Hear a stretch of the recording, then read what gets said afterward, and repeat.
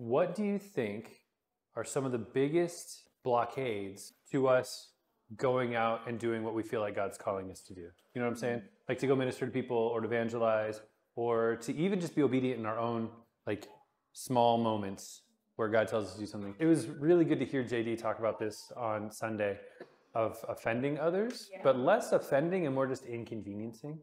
So somehow inconveniencing is a great sin in our society. Wow. You know, and it's not like it's unreasonable to be concerned about having a conversation with another human being in a community that you live in. You know, even if it's a greater community at a grocery store or a gas station, we should be able to interact with fellow Middle Tennesseans, you know, like or just human beings, right? We feel this, we know this, it's real. Like those feelings are real, those circumstances are real. But let's jump back into fantasy again, okay? Let's jump back. We're going to go into story, not story mode where I'm telling a story, but I want you to recall these things. So many of you have really enjoyed the Harry Potter legacy and the journey with the movies and the books. Some of you haven't, and that's okay.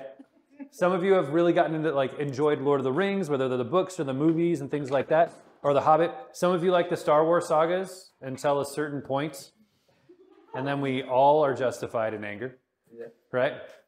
So some people have enjoyed Harry Potter and gone on those journeys, right? Some people have enjoyed Lord of the Rings and The Hobbit and enjoyed those. Some people have enjoyed Star Wars or Star Trek or anything like that, right? Or the Avengers movies, right? Some of us really enjoy the Avengers movies, right? And the point isn't which one it is, but we really like these kind of action, adventure, superhero, overcoming great feats movies. Like we really love those things. I want to give you just a little bit here. I'm going to be blunt. The Marvel Cinematic Universe has made $30 billion.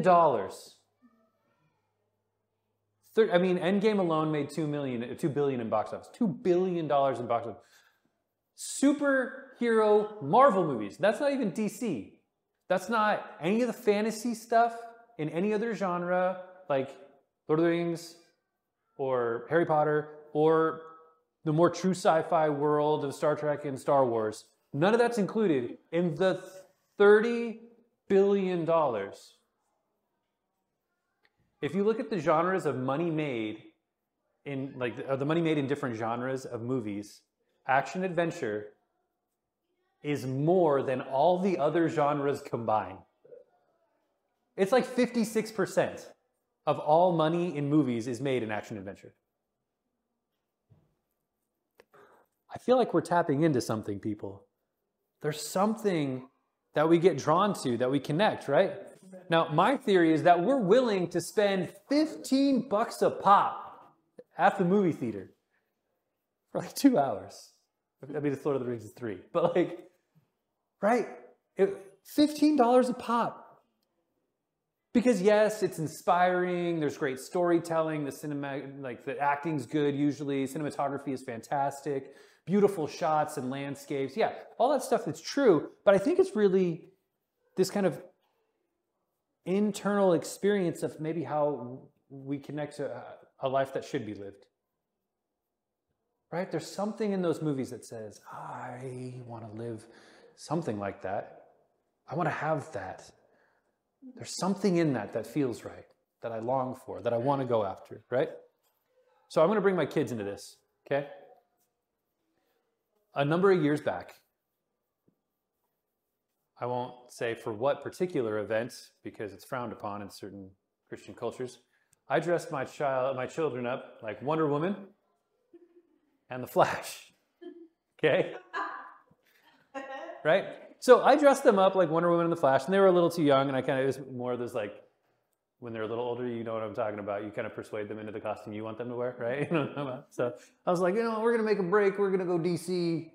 Let's do something a little different. Now, the reality of the situation is that, let's just say, like, if Alethea really was Wonder Woman, right? If I wanted her, like, if I dressed her up because I wanted her to be like Wonder Woman's not bad.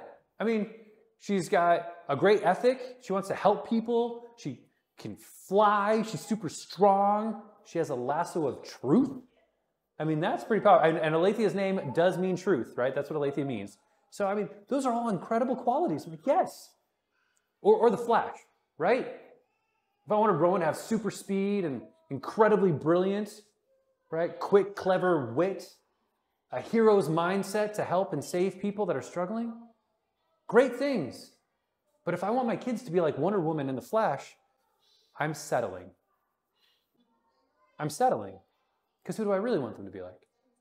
I want them to be like Christ. I want them to be like Christ. Now, let's really do this. Wonder Woman. All of her qualities, all of her attributes, all of her superpowers, all of those things. We got her, and we got Jesus. I know this sounds silly, but I'm not playing. Like, who's more powerful and better? Jesus is. What about the Flash? Jesus still wins, right? So I'm going somewhere with this, but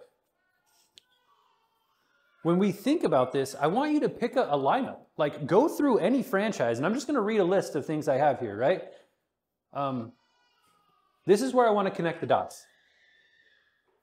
Line up all the superheroes, all the powerful people that you can imagine, right? Dumbledore, Harry, Luke, Leia, Obi-Wan, Yoda, Gandalf, Galadriel, Legolas, Aragorn, Superman, Batman, Aquaman, Green Lantern, Spider-Man, Iron Man, Hulk, Black Panther, the Avatar, Goku, One Punch Man, Luffy, All Might, Naruto, Sasuke, Sakura. Well, maybe not. We all know not Sakura. But if you know what I'm talking about, you know what I'm talking about.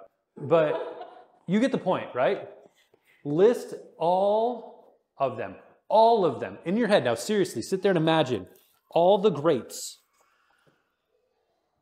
And then put Jesus in the lineup. In all honesty, if you put Jesus in the lineup, who's the strongest? Jesus. Yeah. Like, Jesus is legit the best one out of all of our fictional characters. But he's real. Yeah. Is that not insane to anybody else? We can't even imagine someone better than our Jesus to be more powerful or capable. And he's the only one that's real, but we keep running off to these other ones to look at them. If we're not having our kids and ourselves be like Christ, we're settling. We're settling. And I'm not saying don't watch movies and don't enjoy life. I'm not going to get into that. But Jesus wins.